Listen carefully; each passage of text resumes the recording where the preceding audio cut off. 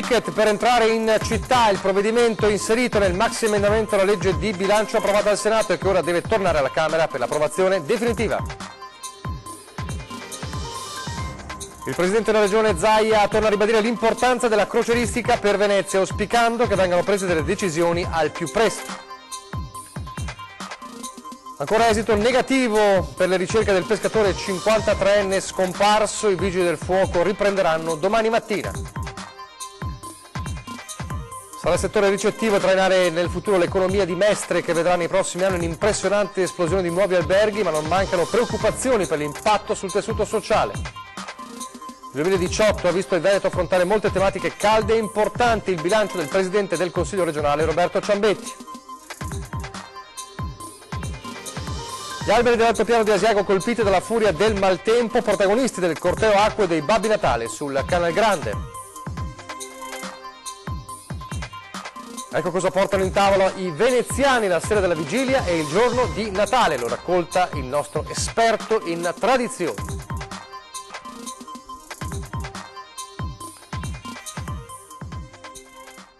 Telespettatori di Antena 3, buonasera, bentrovati. L'edizione veneziana dei nostri telegiornali si apre parlando della manovra che tra i 1000 volti di questo maxi emendamento, peraltro, della legge di bilancio ha un volto, un passaggio che riguarda molto da vicino il capoluogo lagunare, perché c'è il via libera all'atteso ticket per entrare in città. Sentiamo.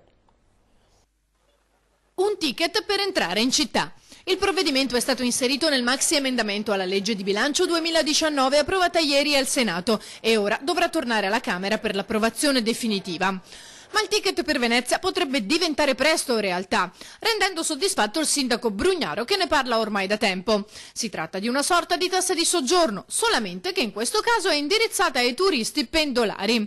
Mossa ben vista anche dagli albergatori. Noi salutiamo con un assoluto favore questa tipologia di presa d'atto. Quello che a noi interessa è che effettivamente la città di Venezia venga tutelata e garantita sotto un certo profilo. L'Associazione Veneziana Albergatori è assolutamente favorevole a questa tipologia di iniziative, anche perché si tratta della presa d'atto del fatto che il turismo a Venezia si sviluppa e si articola in varie forme, non da ultima un turismo pendolare che ove per pendolare si intende anche essenzialmente non stanziale.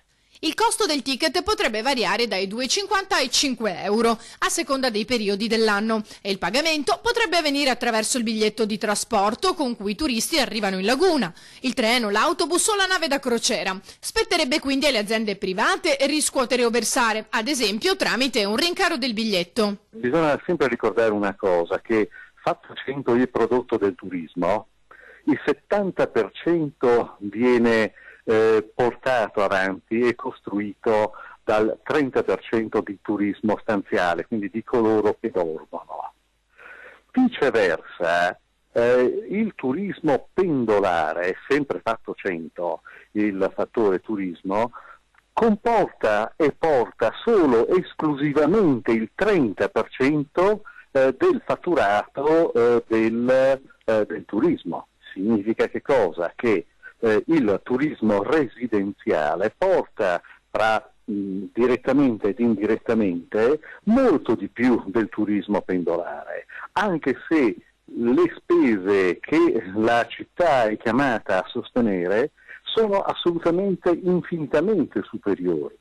Nelle intenzioni del comune il ticket avrebbe anche la funzione di monitorare l'arrivo dei turisti in giornata e quindi contribuire alla diffusione dei servizi anche da parte di chi non soggiorna in città, ma comunque la visita. E di turismo ha parlato in questi giorni anche il governatore del Veneto Luca Zaia, ribadendo l'importanza di decisioni da assumere in fretta sulla crocieristica e sulle grandi navi. Sentiamolo. Durante i tradizionali auguri di fine anno a Palazzo Balbi, il presidente della regione Luca Zaia è tornato a ribadire l'importanza della crocieristica a Venezia. Il momento non è facile, per questo si augura che vengano prese delle decisioni al più presto. La nostra posizione è chiara, noi siamo per la crocieristica a Venezia, non pensiamo che le crociere debbano andare in giro per il mondo. Venezia è un porto strategico, è un non port, quindi vuol dire che tutte le crociere iniziano e finiscono su Venezia. Persa Venezia si andrà in Peloponneso o a Istanbul da altre parti, ma non in giro per l'Italia. Chiediamo che si decida e lo si faccia velocemente, visto e considerato che stiamo ancora parlando del decreto Clini-Passera e se la memoria non mi inganna vuol dire che siamo nel novembre 2011. Da sempre il governatore sostiene l'importanza di non eliminare le grandi navi dalla laguna. La crocieristica, sostiene, significa 1,8 milioni di turisti all'anno, quasi 250 milioni di fatturato e un indotto di 4.000 persone che ci lavorano. Dobbiamo scavare fondali ed essere competitivi, continua. Se il tema è la decrescita felice, noi non ci stiamo, quindi vogliamo l'escavazione dei canali a Venezia nel rispetto dell'ambiente e pensare che la laguna sia un museo a cielo aperto e che sia rispettato con la programmazione degli arrivi e delle visite. Vogliamo investire nella crocieristica. Ma non di solo centro storico vive il turismo veneziano, se è vero che il settore ricettivo sarà quello che trainerà l'economia di Mestre nel prossimo futuro, con una impressionante esplosione di nuovi alberghi, una grande occasione di sviluppo per la terraferma, ma non mancano le preoccupazioni sull'impatto nel tessuto sociale. I 4 nuovi alberghi di altrettante catene internazionali ormai prossimi all'apertura in via Camarcello non sono i soli che sorgeranno nell'immediato futuro sulla terraferma veneziana. Un hotel è previsto nel progetto del nuovo stadio a Tessera, un altro nel master plan di Save per l'ampliamento dell'aeroporto Marco Polo, un terzo ai Pili accanto al futuro palazzetto dello sport. Piani che hanno suscitato preoccupazioni in Consiglio Comunale per il loro impatto sulla vita della città. In generale su Mestre si stanno scaricando un quantitativo enorme di nuovi alberghi, senza peraltro affiancare questa nuova prospettiva di alberghi con adeguate strutture della viabilità, adeguati mezzi pubblici che adesso sono in totale insofferenza. Oggi è impossibile prendere l'autobus in zona stazione per uno che la mattina deve andare a lavorare. Il cuore di questa esplosione di nuove strutture ricettive resta l'area intorno alla stazione di Mestre. Oltre a via Camarcello, un albergo è previsto all'interno del progettato grattacielo di 168 metri in via Ulloa sul versante di Marghera e altri 2 nell'accordo di programma firmato martedì a Roma dal sindaco Luigi Brugnaro con il gruppo Ferrovie. Che sia indispensabile mettere mano alla stazione di Mestre è evidente. La cosa drammatica è che abbiamo aspettato 4 anni per firmare un accordo che probabilmente è anche peggiorativo rispetto a quello sottoscritto 4 anni fa. 4 anni persi inutilmente, 4 anni che oggi dobbiamo ancora vedere una stazione in condizioni totalmente inadeguate rispetto alla città di Venezia e Mestre. La cronaca è un'altra giornata di ricerche, quella di oggi nelle acque della laguna di Venezia, dopo l'incidente nautico nella notte tra venerdì e sabato nella zona di Pellestrina. Ancora nessuna traccia purtroppo del 53enne Endri Febo, il pescatore di Chioggia caduto in acqua nello scontro tra le barche. Le altre 3 persone, come sapete, rimaste coinvolte nell'incidente sono state tratte in salvo da un peschereccio. Da giorni i vigili del fuoco stanno cercando il 53enne con i sommozzatori, l'elicottero e i mezzi nautici, ma fino ad ora le ricerche non hanno dato alcun esito. Sospese con l'arrivo del buio, riprenderanno ovviamente domani mattina. Torniamo in terraferma adesso per parlare di problemi di parcheggi nella zona di via Vespucci, la segnalazione di alcuni nostri telespettatori. Sentiamo. A Mestre il piccolo parcheggio all'incrocio tra via La Marmora e viale Vespucci era stato pensato come una zona di sosta gratuita al servizio del quartiere, ma di fatto viene utilizzato come uno scambiatore per chi vuole raggiungere Venezia coi mezzi pubblici, causando non pochi problemi ai residenti. Giovanni Bevilacqua ha documentato con alcuni scatti la quotidiana situazione di anarchia. La gente che ad esempio lavora a Venezia, maggior parte si mettono le macchine in mezzo dove non ci sono gli spazi, quindi pertanto io qualche volta è successo che dovevo andare a lavorare e sono stato bloccato. Una volta ho chiamato la polizia è intervenuta, un'altra volta la polizia non mi ha dato nessuna risposta, allora io ho preso l'autobus. Un problema dai risvolti spiacevoli anche sotto il profilo economico. Mi hanno strisciato la macchina, ho dovuto cambiare anche il faretto perché mi sono venuto addosso 2 volte e qui a volte ci sono una fila di 4, 5, 6 macchine. Ho fatto presente la questione all'assessore alla mobilità Renato Boraso e a quello alla polizia locale Giorgio Deste, informa Bevilacqua, e sto ancora aspettando una risposta. Le soluzioni, volendo, ci sono. Si mette di blocchi di cemento e in poche parole non hanno il modo di mettere la macchina in mezzo. Cioè, o al limite fai le strisce blu, quindi metti strisce blu anche in centro, quindi non c'è nessun problema. Non è il solo problema di quell'angolo di strada. Al parcheggio selvaggio si aggiungono legittime preoccupazioni sulla sicurezza a causa del comportamento irresponsabile di alcuni automobilisti. C'è l'obbligo di girare a destra, per mettersi in viale Vespucci per non fare la rotonda si girano a sinistra causando dei problemi. La maggior parte qualche volta c'è stato anche un incidente perché essendo che si è immesso l'altro non l'ha visto e è andato addosso. Torniamo a Venezia, andiamo in regione vigilia di Natale, tempo non solo di auguri ma anche tempo di bilanci per un lavoro intenso, quello del Consiglio regionale a Palazzo Ferrofini, e allora il bilancio lo fa proprio il Presidente del Consiglio regionale, Roberto Ciambetti, sentiamo.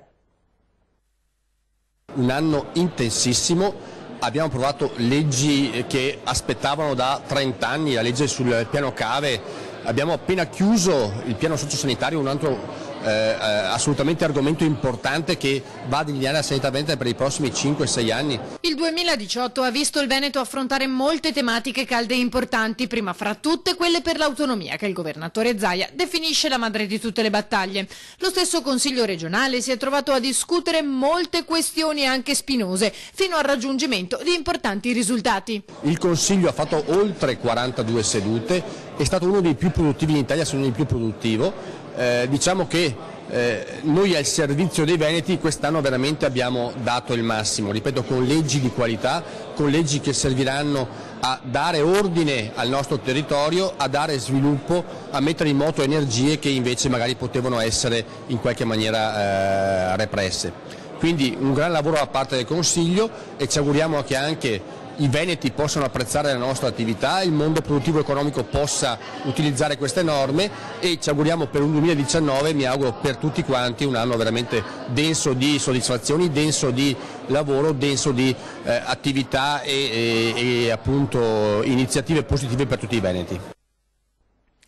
A proposito di iniziative positive, l'iniziativa di Coldiretti adotta un albero arrivata in laguna con la canottieri di Mestre, gli abeti di Asiago, quelli abbattuti anche dal maltempo, rivivono in tutte le case d'Italia. 23 dicembre. Gli alberi dell'altopiano di Asiago colpiti dalla furia del maltempo sono stati i protagonisti del corteo acqueo dei Babbi Natale sul Canal Grande. Oltre a rivivere una seconda vita in molte case d'Italia, scolpiti e rigenerati sono arrivati a Venezia grazie alla canottieri di Mestre che li ha voluti per addobbare le loro barche. Gondole e caorline hanno ospitato le creature dell'operatrice didattica. I lavori degli artigiani boscaioli sono stati fotografati a Palermo, Ancona, Milano, Roma e Torino come centro tavola, al posto del classico albero con luci o altro. L'iniziativa di Coldiretti #adotta un albero è stata accolta anche dai soci dell'Associazione Sportiva di San Giuliano, tramite Sabrina Rizzotto che ha pensato di vogare insieme ad una piccola foresta simbolo di speranza e rinascita per i boschi veneti. Una ventina di lavori di legno insieme a qualche cima di pino sono stati comprati al mercato di Campagna Amica per abbellire le imbarcazioni partite da Punta della Dogana in arrivo a Rialto. Abbiamo ancora impressa nella mente l'immagine di un territorio splendido e curato, ha spiegato il presidente di Coldiretti Vicenza. Ora non è più così. Ripristinare il paesaggio costerà moltissimo, non solo economicamente, ma anche in termini di tempo. Con questi gesti spontanei da parte di tanta gente si può sperare di ritornare alla bellezza di quei posti, conclude, come erano un tempo prima della calamità che ha distrutto quasi tutto. Pochi istanti di pubblicità, poi torneremo per parlare di cibo e tradizioni natalizie.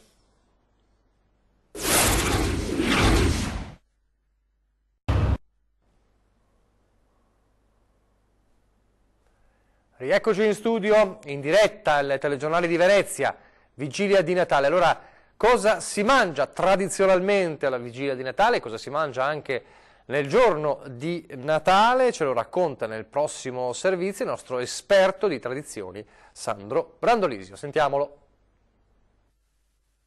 È ora, per quanto riguarda la vigilia, una volta, siccome c'era una dei 3 giornate dove ti dovevi mangiare de magro, per esempio la vigilia di Natale, i ceneri e il venere de Pasqua, il venere santo, ti dovevi mangiare de magro. E ora, chiaramente, il giorno di festa dopo, c'era il Natale dove che ti mangiavi de grasso. Mangiare de grasso, però, diciamo così, è il piatto tipico se è il brodo, i tortellini in brodo de capon. Però che il giorno che c'è anche il gera, perché adesso non esiste più, c'era il giorno dei putei, nel senso che sotto il piatto del primo il papà si trovava la letterina di putei che domandava il regalo per la Befana. Quindi quando che aveva mangiato il primo e la mamma cavava via il piatto, e già il puteo che già tutto quanto trepidante perché aveva preparato in asilo, alle scuole elementari, che aveva preparato questa letterina con i doni e a Befana, e già anche aspettava insomma che chi finisse a mangiare. E era proprio il giorno. Oltretutto Natale c'è sempre stato il giorno di riunione della famiglia, perché per esempio se riunire la famiglia e Natale già lo stesso. Vi auguro buon Natale a tutti. Queste dunque le indicazioni da seguire se volete seguire davvero le tradizioni. Adesso lo sport con la Reyer che agguanta in casa la vittoria contro Desio. Continuano in campionato i successi dell'Umana Reyer che nella vittoria di domenica sul parquet avversario di Cantù allunga +4 il margine sulle terze in classifica grazie al rotondo di 71-93. Una vittoria che con 4 turni d'anticipo sulla fine del girone d'andata vale anche la qualificazione alle Final 8 di Coppa Italia. Mentre si tratta della 7ª sconfitta consecutiva per Cantù al termine di una partita di grande maturità e grande solidità. Abbiamo giocato una partita molto seria dall'inizio della partita perché sapevamo che comunque Cantù è una squadra con talento, soprattutto in tanti giocatori, e credo che la nostra solidità e la disponibilità a passarci la palla in attacco, ma soprattutto a non concedere canestri facili in difesa, abbia pian piano schiavato un solco che ci ha permesso poi di controllare la partita. Sono naturalmente soddisfatto, adesso naturale che non c'è tempo perché c'è subito un'altra partita, però vorrei certamente fare un grande in bocca al lupo alla società di Cantù, sperando che le cose si sistemino perché è un patrimonio per tutto il basket, e augurare innanzitutto anche un buon Natale a tutti voi, a tutti gli appassionati, voi che ve lo potete godere, noi un po' meno.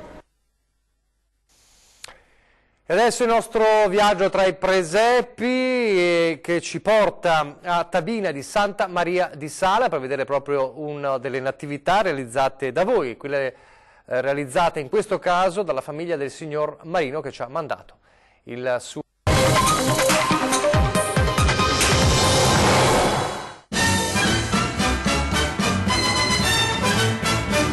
Is the season to be jolly, fa la la la la la la la. Don we now our gay apparel, fa la la la la la la la. Told the ancient Yuletide carol, fa la la la la la la la.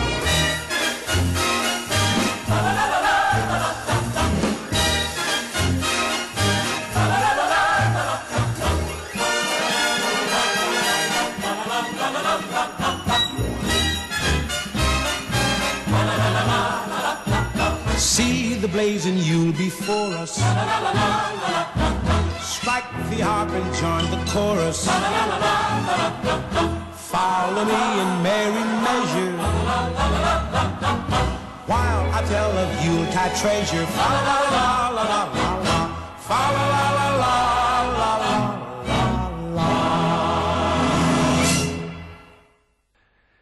Allora, come questa famiglia di Santa Maria di Sala potete inviarci il video del vostro presepe, lo potete fare al 351 175 5340 oppure anche in mail, oppure come vedete dai riferimenti potete scriverci segnalandoci il vostro presepe, verremo noi a riprendere la vostra natività. Redazione @antena3.it oppure 0422 023 08 98 se volete lasciare un messaggio in segreteria. Sono davvero tanti quelli che stanno arrivando, vi chiediamo di pazientare per mostrarli tutti nei prossimi giorni. Solo per ricordarvi, questa sera 20:10, dopo il telegiornale di Treviso, parleremo di Europa nemico oppure Europa salvezza, e lo faremo con Remo Sernagiotto, europarlamentare di Conservatori e Riformisti, e con Giancarlo Scottà, europarlamentare della Lega. C'è anche la manovra ovviamente sotto i riflettori della nostra puntata. E adesso vi lascio alle previsioni del tempo. Grazie per averci seguito e buon Natale a tutti.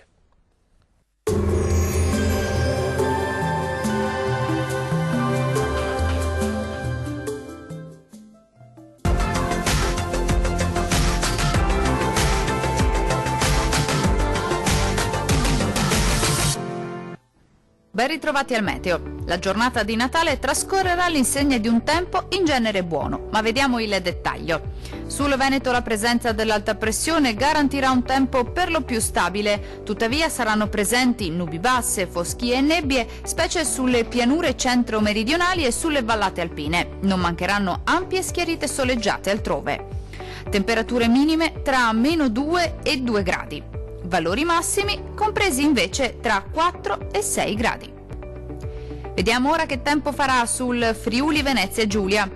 Poche novità, la situazione non cambia di molto, anche sulla nostra regione infatti saranno possibili delle foschie o delle nebbie al mattino sulle vallate alpine. Cielo a tratti coperto invece sui settori costieri, più soleggiato a partire dal pomeriggio. Temperature minime tra lo 0 e 1 grado. Valori massimi oscillanti invece tra 5 e 9 gradi. Vediamo infine la situazione meteorologica del Trentino Alto Adige. Bel tempo ovunque, con ampio soleggiamento su tutte le province. Il cielo infatti si presenterà poco o parzialmente nuvoloso su tutti i settori della regione, salvo per qualche addensamento innocuo sulle aree alpine di confine. Temperature minime tra -5 e 0 gradi. Valori massimi compresi invece tra 8 e 9 gradi circa. Il meteo di Antenna 3 termina qui. A tutti voi i più cari auguri di buone feste.